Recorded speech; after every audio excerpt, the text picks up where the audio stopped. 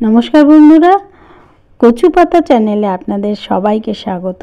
আপনাদের অমূল্য সময় আমাকে দেন, সেই জন্য আমি কৃতজ্ঞ এবং ধন্য। আমি ফুলকপির রোস্ট বানাচ্ছি। ফুলকপিগুলোকে বড় বড় করে কেটে নিয়েছি আর আলু ছাড়িয়ে নিয়ে সিদ্ধ বসিয়ে দিয়েছি। আর তারই ফাঁকে কড়াইশুঁটিগুলোকে ছাড়িয়ে নিচ্ছি। আলু সিদ্ধ হয়ে গেছে, নুন দিয়ে দিয়েছিলাম। এবারে তারই মধ্যে দিয়ে দিলাম কড়াইশুঁটি।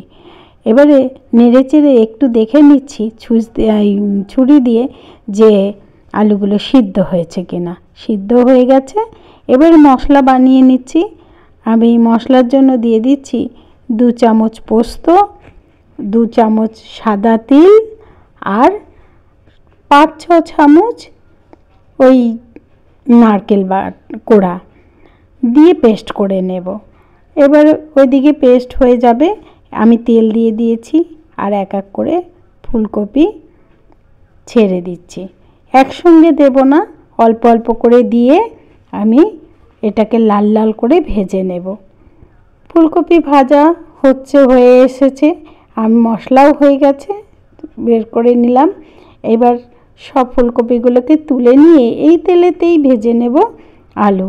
বন্ধুরা, আপনাদের কাছে আমার বিশেষ অনুরোধ, আমার চ্যানেলটি বা আমার রান্না যদি আপনাদের বিন্দুমাত্র ভালো লাগে অবশ্যই সাবস্ক্রাইব করবেন, কারণ আমার রান্নার প্রথম নোটিফিকেশানটা আপনাদের কাছে যাবে। খুব ভালো লাগবে, কারণ আপনাদের অমূল্য সময় দিয়ে আমার ভিডিও আপনারা দেখেন। সেই জন্য আমি ধন্য এবং আপনাদের কাছে অনেক অনেক অনেক কৃতজ্ঞ। এবার লাল লাল করে আলুগুলোকে ভেজে নেব। আলুতে তো নুন দিয়েই ছিলাম সিদ্ধর সময়, সেই জন্য আলাদা করে নুন দিইনি।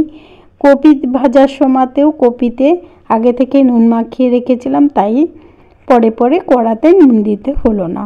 এইবারে ওই তেলেই আবার দিয়ে দিলাম ফোড়ন, গরম মশলা, শুকনো লঙ্কা, তেজপাতা আর দিয়ে দিলাম মশলাটা। বেশি কষাবো না, হালকা হালকা কষিয়ে এবারে আমি একটা টমেটো দিয়ে দিয়েছি। টমেটোটা আপনাদের ইচ্ছে হলে দেবেন, না ইচ্ছা হলে না দেবেন, তাহলে তরকারিটা আরও সাদা হবে, আরও দেখতে ভালো হবে।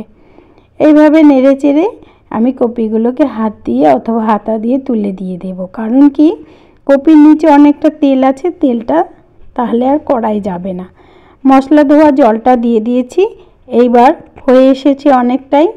তারপরে দিয়ে দিয়েছিলাম আলু। এবারে দিয়ে দিলাম কড়াইশুঁটি আর দিয়ে দিলাম গোলমরিচ 1/2 চামচের বেশি। বেশ, নামানোর আগে 2টো কাঁচা লঙ্কা দিয়ে নেড়ে চেড়েই হয়ে গেল রান্না। বন্ধুরা, একবার অন্তত বানিয়ে খাবেন, কথা দিচ্ছি ভালো লাগবেই লাগবে। ভাত, রুটি, লুচি, পরোটা যে কিছুর সঙ্গে।